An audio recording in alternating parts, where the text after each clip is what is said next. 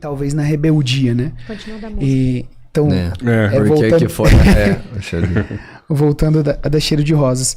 Eu gosto da história, por isso que eu fico falando. Eu tava passando por um período muito turbulento na minha vida, na minha história, assim, né? Onde eu tava querendo ser de Jesus, tava querendo ser de Deus, já tinha ouvido falar de Jesus muitas e muitas vezes, mas eu não conhecia Jesus realmente.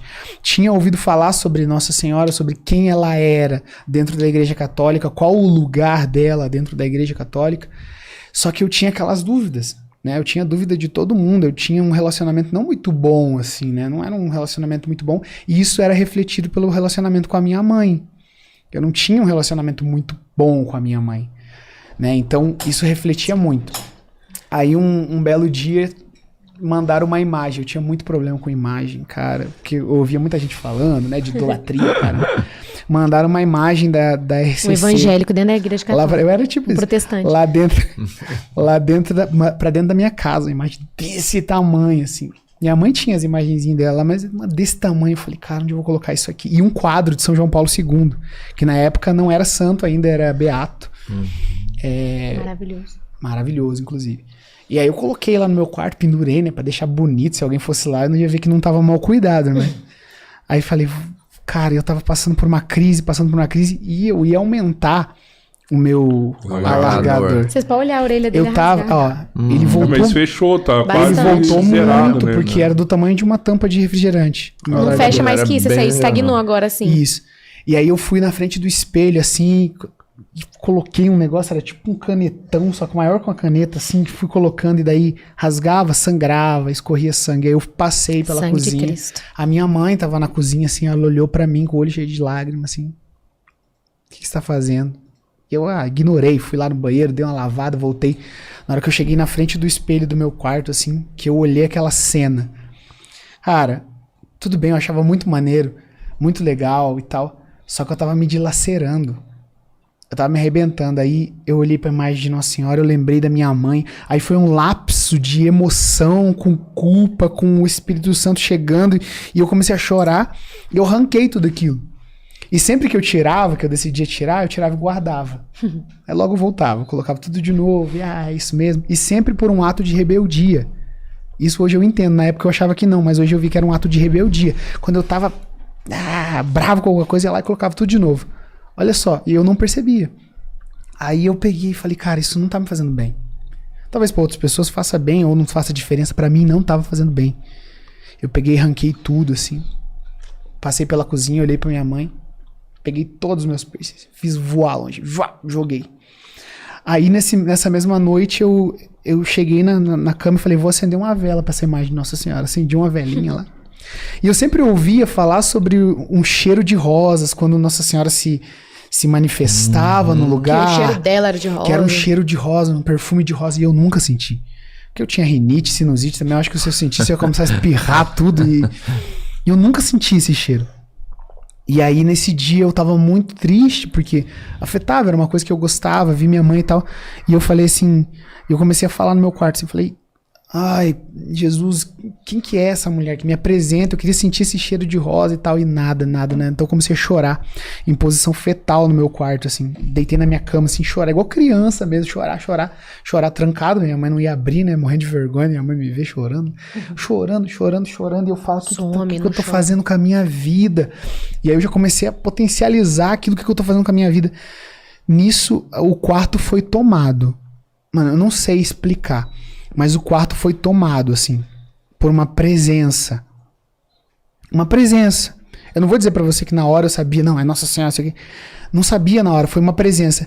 Como é que eu posso explicar? O sentimento foi, vamos falar de sentimento, né? O arrepio. O arrepio começou de fora e, cara, eu nunca tinha sentido aquilo. O arrepio começou a entrar.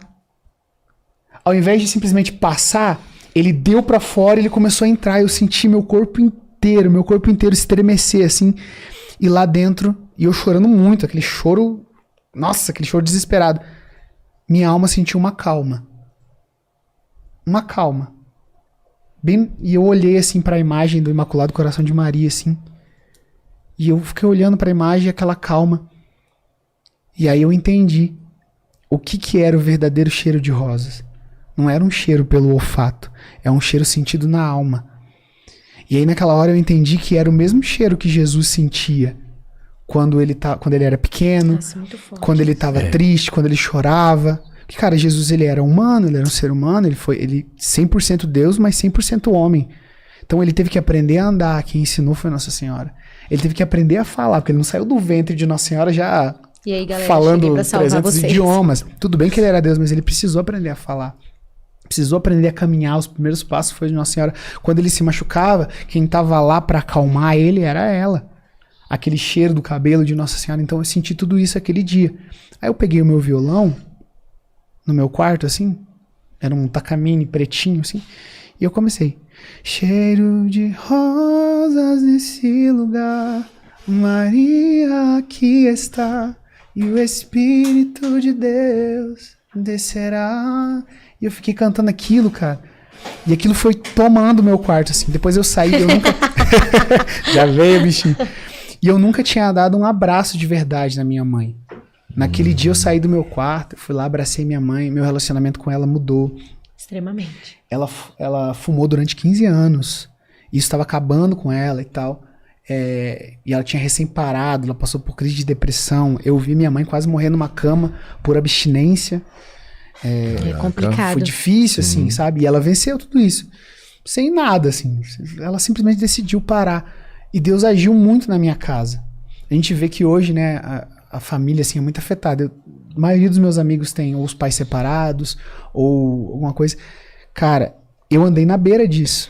Da minha família se destruir, entre aspas, né? Não tô falando que a família separada é uma família destruída, mas isso afeta os filhos, isso afeta tudo. Todos. E a gente andou na beira. A partir daquele momento que eu tive com Nossa Senhora, cara, as coisas estabilizaram. Glória a Deus. A Clara conheceu minha família agora, é inacreditável, assim. Lógico, tem problemas, tem tudo, mas você chega na minha família, você vê assim, cara, um casamento de 33 anos... Dá certo. Que dá certo, sabe? Eles reclamam um do outro? Reclamam. Brigam? Brigam. Todo mundo é chato, né? Faz parte da convivência, né? Todo mundo tem um lado insuportável, Mas né? eu aprendi uma coisa, assim, sobre Maria, né? Eu não tô fazendo apologia nem nada, assim, a quem tem as suas crenças e tudo mais. Mas eu acredito que só uma mãe, ela tem o poder de reunir uma família. Amém. Né? A gente aprendeu isso. Se dentro de uma família de 10 filhos morre a mãe, os filhos se espalham porque o pai não tem essa... o homem, ele tem essa dificuldade, ele vai ficar aqui, ele vai ficar... Agora, se numa família de 10 filhos morre o pai, a mãe, ela consegue reunir todos os filhos. É verdade. Eu tenho essa experiência na casa do meu pai. Ela já reúne com o pai vivo, né, cara? Exato. Ela que faz toda a parada acontecer. Então ela tem né? isso. E naquele dia, sem perceber, não foi algo assim intencional, que eu falei assim, Nossa Senhora, eu tô me consagrando a Jesus pelas suas mãos porque eu quero que minha família fique unida. Não, eu simplesmente conheci ela de verdade, sabe? Vi quem ela era com os olhos de Jesus. Ao invés de olhar com os meus olhos para Nossa Senhora, porque se eu olhar com os meus olhos, nossa, é uma mulher como eu, nasceu... Eu vou colocar um monte de defeito, porque o meu olho é humano, meu olho cara, eu sou miserável. Eu sou limitado. Eu comecei a olhar para ela com os olhos de Jesus. Amém. Que era Deus.